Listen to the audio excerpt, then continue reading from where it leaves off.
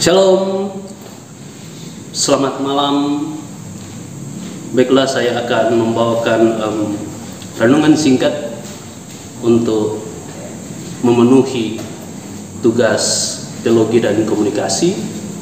Dan sebelum kita merenungi akan pembacaan firman Tuhan, mari berdoa. Di dalam nama Yesus Kristus, Engkau kiranya beserta dengan kami, firman-Mu dinyatakan bagi setiap orang yang mendengarnya. Demi Kristus Yesus kami berdoa. Amin. Saat ini kita akan membaca Alkitab yang saya ambil dari Amsal 10 ayat 12. Berkata demikian: kebencian menimbulkan pertengkaran, tetapi kasih menutupi segala pelanggaran. Dan kita ikuti renungan yang saya beri judul di sini adalah kebencian versus kasih. Oke, saya kutip berdasarkan Nelson Mandela. Kata kebencian ini adalah seperti meminum racun dan berharap musuhmu yang terbunuh. Jadi Nelson Mandela menggambarkan kebencian ini seperti saat kita meminum racun dan menunggu musuh yang terbunuh. Kan aneh, kita yang meminum racun tapi orang lain yang akan tersakiti.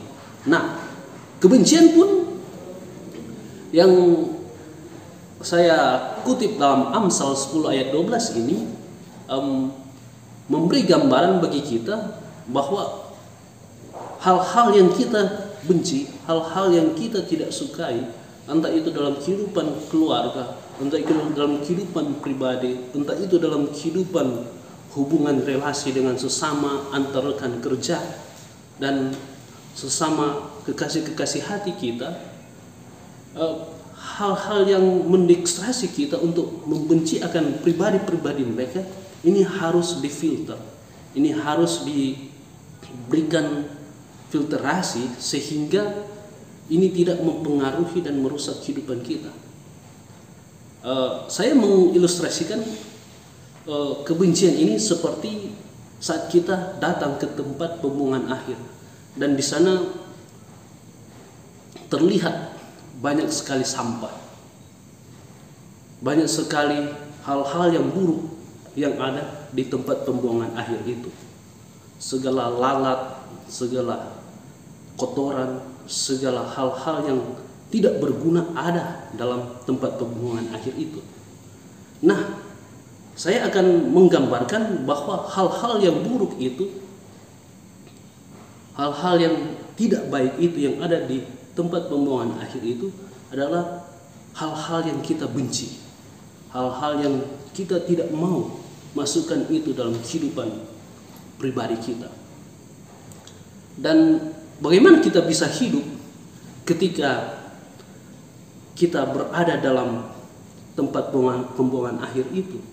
Bagaimana kita dapat menjalani hari-hari hidup kita ketika banyak cobaan, banyak godaan, banyak hal-hal yang bersifat membenci, memusuhi akan setiap orang yang kita temui? Bagaimana kita dapat hidup? Dan hal yang paling penting bagaimana kita dapat hidup adalah bagaimana kita mengkoreksi kehidupan pribadi kita untuk kita meresponi bahwa hal-hal yang kita tidak sukai itu, walaupun itu buruk, walaupun itu tidak baik, maka kita harus memproteksi kehidupan pribadi kita dengan tameng-tameng rohani yang akan terus membawa kita dalam mengasihi sesama, mengasihi musuh, mengasihi orang-orang yang membenci kita, sehingga hal-hal yang ini akan menjadi kebaharuan dalam pribadi kita. Amin.